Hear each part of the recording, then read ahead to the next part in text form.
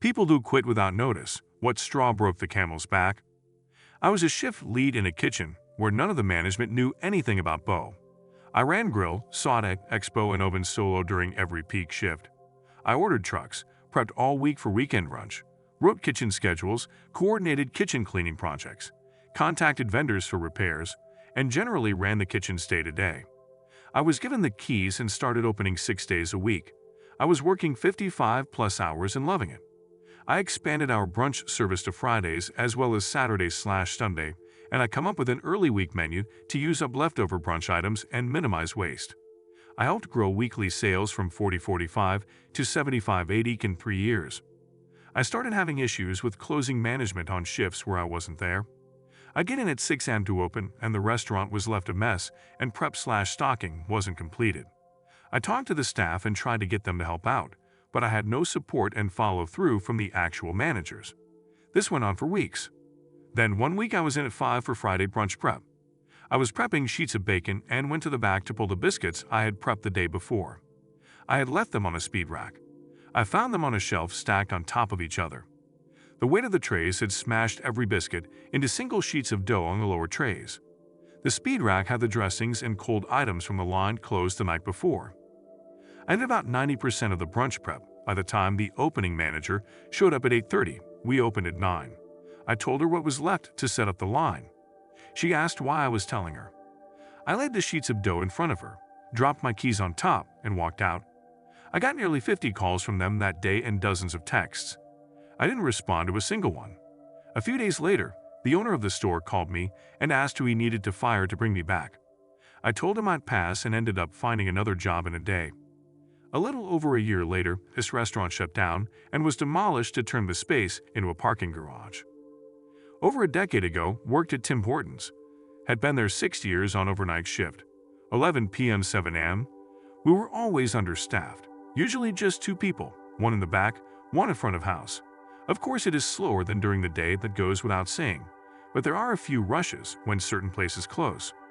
Anyways, they hire back a guy who had previously been fired like 4 times for just not showing up. He was on a schedule on a Sunday morning with me. There was a 20 dozen donut order, and that was the day the freezer truck arrived, and I put that away. I remember saying, if he doesn't show up, I'm probably just going home. Needless to say, he doesn't show up. Managers aren't picking up either. I think I stayed for a few hours futilely trying to get everything done. I closed down the front, and the drive slashed through for what I intended to be a few hours to try to at least have the order ready for 6 a.m. But then a switch kind of flipped. I realized I wasn't going to be able to take any break the entire time. Somehow I'd have to figure out how to put away a freezer delivery, which arrives literally at 5 a.m., which is busy as hell, and I'd be doing that as well. The people that showed up in the morning would just do their usual bitching about stuff I wasn't able to do. I'd probably get written up again for some stupid reason, or because I didn't do X or Y or whatever, and all this for like $10 per hour. I paused and asked myself, how long do I want to work here? And right then a bunch of drunk kids were knocking on the door, apparently confused why the lights were off and the door was locked, because that's an enigma. I decided 6 years is enough and went home. Old sales job I had. Landed/closed a big deal with a nice commission check heading my way. Found out a week or so later that the client wasn't mine, therefore the check would be going to the correct sales rep. The correct sales rep just happened to be related to the boss, and so they got a free commission check without ever lifting a finger.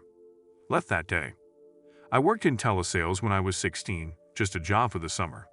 The company was selling marketing space in magazines for small construction companies, and my salary was commission-based.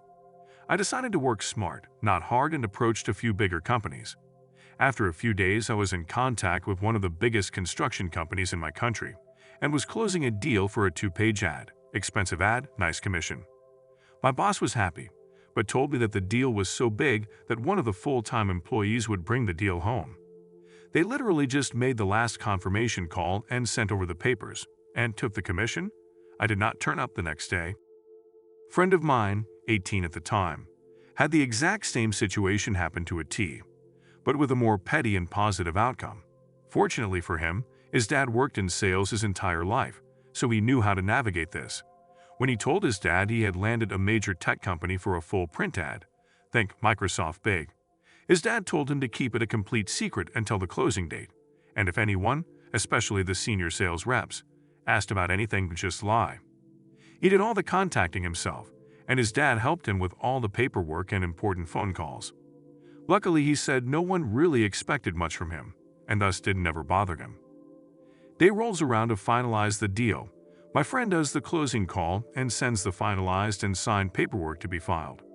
Secretary in charge of filing and setting up commissions is flabbergasted, but files for the commission payment anyways. Boss sees it roll around his desk about 2 days later and is absolutely steaming. Fires my friend on the spot for risking such a big deal as a part-time child. Friend doesn't give two shits. Friend's dad had discovered that this particular company had it guaranteed on commissions, regardless of change of heart for customers. Employer was legally required to pay him the commission, and on top of that, friend called the big company and told them he was fired, and they immediately pulled out of the ad. Ex-boss tried to sue him, but it went nowhere. My dad had cancer stage 4 lymphoma. We couldn't have our phones on the floor unless we filled out some paperwork with HR for emergencies. Asked my supervisor for the paperwork and he said, "Don't worry about it." Well, when his boss visited, he saw my phone and asked me about it, so I told the truth. My supervisor was pissed as he'd. A couple of weeks later, I get called into the HR office. My sister called to tell me my dad died. Supervisor wasn't there, but I left early. I took my bereavement and came back to work. My work bestie pulled me aside to tell me supervisor accused me of lying about my dad having cancer and dying to the entire team while I was gone. I hugged her and just left. This was 13 years ago almost. I was 20 and was out on my own for the first time in my life. He was probably 40 and very big and fat. No way I could have decked him, but wherever he is, fuck you, Casey. My dad died right before Christmas. I was already scheduled for a week off for family travel. HR said I could add 3 more days for funeral services, so we could have it after the holiday. I came back and received a call from HR. The woman apologized and said she needed to ask, but would make it brief. She asked if my dad actually died. I told her yes, and she apologized again and said she didn't need anything else. Then the office manager called me into her office to tell me my boss had been telling people she thought I was faking it to get more time off. My boss was horrible in general and relied on me to do the majority of her work, which is what led her to creating the story about my dad not actually dying. She was hoping I'd be called back early from my trip. I had been interviewing for a job at another company and got an offer the day I got back. I called from my desk and accepted the offer, then packed my things and left. This happened to my mom. Dad died right before Christmas, suddenly and unexpectedly, which was already extremely tragic and traumatic enough. No one gave her a hard time about taking some time off, but later on during a meeting with her manager, I don't remember if it was just a meeting due to something or a performance review, and the manager mentioned how she took time off around the holidays, and that really made staffing difficult and was not appreciated. My mom, who is usually very sweet and friendly, was livid. She didn't yell but said very directly and deliberately that she would have loved to have been at work instead of grieving and planning a funeral for her dead father, and returning the Christmas presents she had bought him that he never got to open. He died Christmas Eve. That manager went white and was stunned. Serves the bitch right. I once worked as a landscaper, and during a slow month, some of us workers were asked to head to the boss's brother's property and help out there, which was fine. My boss asked that I pick him up in the morning and take him out there. The straw that broke the camel's back was while out there I had filled some buckets with water, and while I did turn the tap off, it was slowly dripping. My boss noticed this and had a complete meltdown. He made threats to harm to the person who left it dripping. He didn't know who it was at that point. I dropped my tools, told my boss to shove his threats, and left, leaving my boss in the middle of nowhere. I put in that I needed off a particular weekend 5 months in advance. That week comes and I'm on the bar schedule. I call and say, "Yeah, I can't work this. I have someone in town from across the country staying with me." I put in to have off 5 months ago. Manager replied, "You put in a request off, and it's just that, a request." So even though I was seething angry, I said okay and then hung up. Day of the shift comes and I waited until 15 minutes before it started to leave a message, thanking them for the opportunity to cover everyone else's shifts for 3 years, but I wouldn't be in ever again. I still joke to this day with my friend that I quit my job for her. My boss was promoted, my manager became my new boss. I was written up by my new boss and had to talk to HR for showing up an hour late to an off-site meeting with a vendor. They said it was unprofessional. The hour was just scheduled breakfast I didn't want to eat, and I had stayed up late at night, working on some numbers for the business to present, which they assigned to me at 8 p.m. after we had a big work dinner, and everyone else was going to the bar. My old boss, now boss's boss, came in 3 hours late, with 2 other coworkers, interrupting the meeting to brag about how one of them passed out in the hotel lobby, the other just drunkenly handed the hotel staff his key card and said, "Find my room, please," and the third one never made it out of the backseat of the car. They never ended up using the data I stayed up half the night collecting. Heard my boss talking about my mom, who did not work for the company, on the phone to HR while at work. She said my mom was a nutjob and went on to lie about how she had plans to replace me for the last few weeks. She was deeply paranoid, and earlier that week she'd gotten wind that I was looking for a second job closer to home, which caused us to have a long talk where I kept having to reassure her I had no plans to quit. But just her assuming I would quit had made her turn on me like that after 6 years of working together, including multiple major work events like CO the ID. So somehow she went from begging me not to leave to the next day telling HR she had plans to fire me for weeks. But it was what she said about my mom during that same call that broke the camel's back. My mom was in deep grieving at the time, having found her boyfriend dead on the floor on her birthday, and I had confided in my boss that I was spending a lot of energy trying to help my mom, and that it was causing me stress. As soon as I heard her say that, I packed up my desk, walked over to HR, and told them everything I had heard and quit, when they said they didn't have any other positions open elsewhere in the company, and said they wouldn't take action against my boss. Fast food as a teen. Worked the manager spot on weekends overnight. Made just over minimum wage. The manager who would relieve me on Sat/Sun morning was often late. Called in because my car wouldn't start and I needed a friend to drop me off, so wanted to warn them I might be a few minutes late for the first time ever. It was her, and she started yelling at me over the phone. I scrambled and made it in 5 minutes late. If she had just made a snide remark or let it go, we probably would have been fine. But she wanted to yell and scream and berate me, and I just snapped.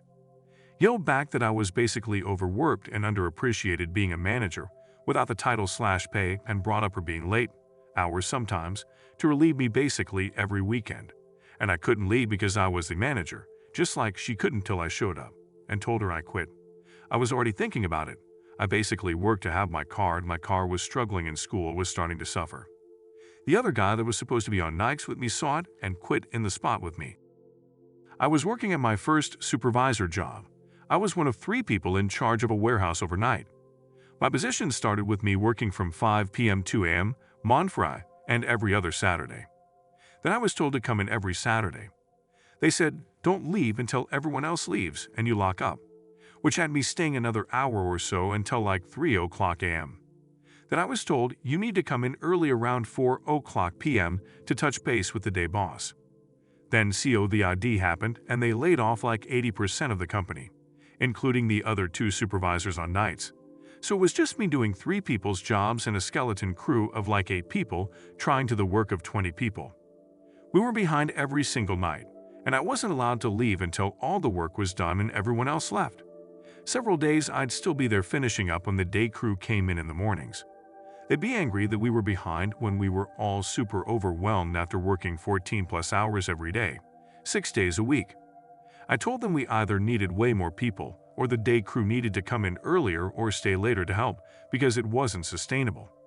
They told me I needed to come in earlier to meet with the boss and to train the day employees. I got home at 9:00 a.m., showered and went to sleep. Woke up at 2:00 p.m. to get to work at 3:00 p.m. When I got there, day shift was already done with their work because they had a slow day. As I came in, the day shift supervisor handed me the keys and left early. That night, we were crazy busy fixing errors the day shift made. I was still there at 8:00 a.m. when the day shift came in. I sat in a chair in the main office waiting for the CDO to talk to him about how low night morale was. I was there until 10:00 a.m. and he never showed up. Went home and passed out. I was woken up at around noon by a bunch of emails and phone calls from the day shift supervisor asking me about some basic stuff that he should have known. I ignored his calls and replied to his email with my letter of resignation, absolutely tearing him and all the rest of the people in charge on days a new asshole. Kent, the CDO, CFO, and Director of Operations. went back to sleep and had the best night's sleep I've ever had. After 18 years in retail, I took a vacation to the beach. It had been an ungodly tough year of death, becoming a widow, trouble with my children, money problems, and a boss with an otherworldly hatred of me suddenly having much more things taking up my time.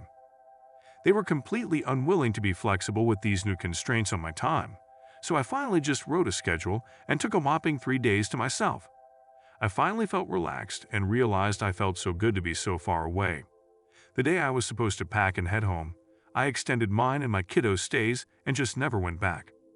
They called like crazy, texted, tried to get a hold of me, but I didn't care. I stayed gone, and it was like a weight was lifted. I still have nightmares about that place, but at least I wake up knowing I never have to go there again. Manager was always kinda mean, threw pots and pans, threw finished orders that he didn't deem worthy of the customer, dragged a customer out of the restaurant while she was having a panic attack because he ID'd her well into her meal after she was already ID'd for her first drink. I worked there for 2 years. I was 22. A lot of the people I worked with in the afternoons were still in high school. I was on the grill when he started screaming at this 16-year-old girl who he told to man the fryers. She had no prior experience. It was a Saturday night. He started screaming at her because she was slightly backed up, but doing extremely well for it being her first time. She had tears in her eyes before he shoved her to the side and took over himself. The kitchen went silent. Felt like time stopped it. We all walked out together. Nobody really said anything. She left first, then the dishwasher, then me and 2 other guys. The manager was cursing and customers were watching us all leave. The servers were stressed but understood. It felt like sweet relief. In college, I worked for a landscaper, mostly just mowing. It was a one-man operation, but it was flexible. We were driving around in a 60s, 2.5-ton GM truck. It was ancient with flaky paint. One day I called him before I came to work and said I was really sick. I'd rather stay home. He begged me to come in, saying we had a lot to do that day. So I came in feeling like death warmed over. I got there and he had me sand the decades-long neglected running boards on the ancient truck for like 40 minutes. I walked into his house to say I'm going home, I feel like crap, and he was sitting there getting high. Every morning he gave me like a half-hour useless project as he worked in the driveway so he could get stoned before we went out to work. I left and didn't go back. I was promoted from backroom to entertainment specialist at Target. It came with a raise to $10 per hour. It was great. Then the electronics specialist quit, and I took over his duties as well as my own. Oh, that's cool. Then we were short-handed on floor staff, so I also had toys, sporting goods, auto, travel, HIPA, and baby hardlines, setting end caps, doing price changes, clearance, pulling, and stocking. On top of my actual job, which on Tuesdays, street date, was super fun, moving every movie/CD/book one spot towards the back. Then came the Xbox 360, £3 and digital TV. After a couple years of working 60 hours a week, I thought I should apply for an open team lead position. Surely I had proven my work ethic was second to none. I had more red cards than anyone else in the district. I had been recognized as a top seller of electronics in our region. I was told I wasn't qualified because I didn't have a degree. I said fuck it and walked. Left them with no one to cover the back half of the store. I heard it was a shit show for a while after. Problem was, that was mid-2008. I wasn't big on the news at the time and didn't realize we were in the midst of the Great Recession. I assumed I'd walk out and just find another job paying more. That was a rough wake-up call. Making rent the next few months was tough. I picked up random jobs and scored CL listings all night. People always asked why I stayed at my last job for 14 years. I think it was the PTSD of my last career change keeping me in a stable position. I was a shift supervisor at Wendys. One night, a customer ordered an apple pecan salad after we had sold our last pre-made one. I asked an employee to gather ingredients from the walk-in fridge, specifically a bag of pre-chopped apples. He brought me 2 bags. One contained browned apple and had an expired expiration date label. The other looked fresh and wasn't expired. I thanked him, took the fresh one, and instructed him to dispose of the expired one. He refused because he was afraid my boss would find out it was him and fire him. I said, "She can't fire you for doing what I told you to do, especially if it's the right thing to do." The next day, I get a call from an underage employee asking for a ride to work. When I picked him up, I suddenly remembered that he wasn't on the schedule and asked him why he was going on. He explained that the boss had asked him to sub for someone she fired. We arrive at work, and I walk straight back to the office to check the schedule and see that she's crossed out the employee name who threw out the apples. I asked my boss why his name was crossed off the schedule, and she said he was wasting perfectly good food. I told her that I told him to throw it away because it was brown and the stamp date was expired. She yelled back that it was only a few days past expiration, and it was still fine. I explained that it is illegal to sell food beyond its expiration date, but if she wanted to eat it herself, she was welcome to get it out of the dumpster. She said she did get it out of the dumpster and made salads with it.